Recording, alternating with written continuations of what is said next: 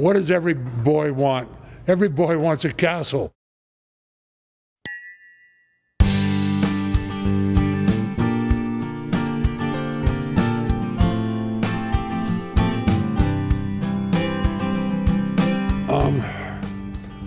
I'm almost 78 years old. I don't know where I go from here. I want to enjoy my life. I have some property in Italy and also in France, and I'm working less. I really enjoy the wine business. I've been in it more than 40 years, but I want to do some other things, travel, and you know, I was so involved in the wine business, I didn't have much time for my friends and my relatives, and I want to spend more time doing other things than just the wine business. Originally, can I go way back? Please. Okay. I did not buy this property to build the castle. This property was for sale. I loved the house that I live in. It's a 3-story Victorian with a wraparound porch. The property is 171 acres. It has a small lake up above here. It has a stream that runs part of the year. It has a lot of history. It's settled by Colonel William Nash, who came out from Tennessee a year before the gold was discovered. He was already famous because Nashville, Tennessee's named after his family. They were Revolutionary War heroes, I think his great-grandfather. So that was a beautiful property. I was going to semi-retire.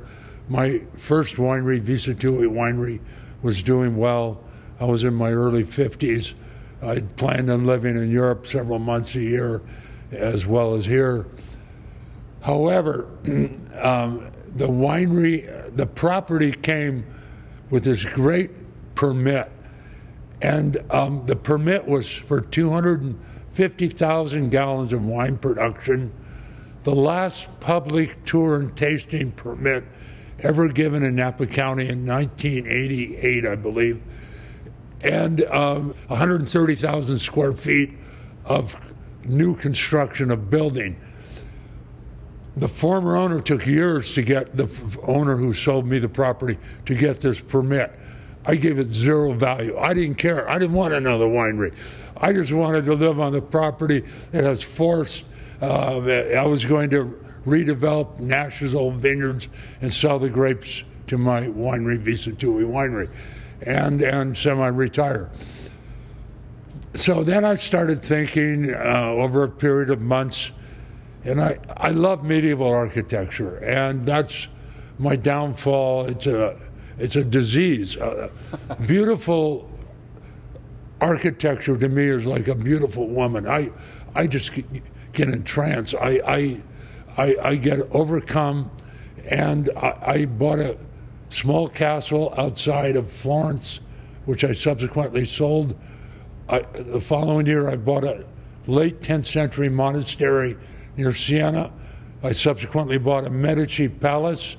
And then I bought into a castle hotel from the a medieval castle near Siena, near the monastery.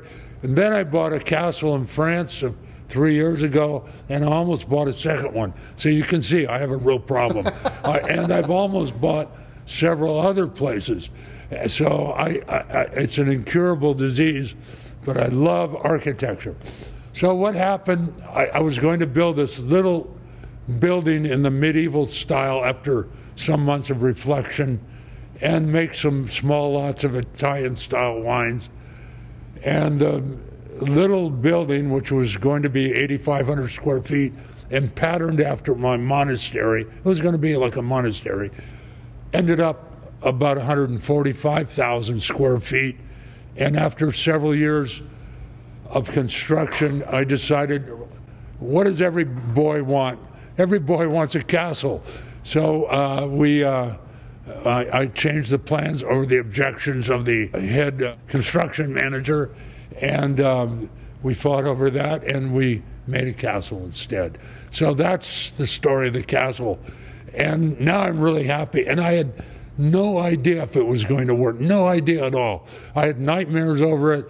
I knew people laughed at me, made fun of me behind my back because I was so unorthodox, and they thought it would be Disneyland, like Disney-esque, faux, fake, but I was determined I was going to get it right the best I could, and so I made great effort to do that. Oh, I'll give you one more thing. I took a sojourn in Italy, 1989, 6.5 months, lived in Rome, and I started going out in the countryside, and that's when I fell in love with medieval architecture.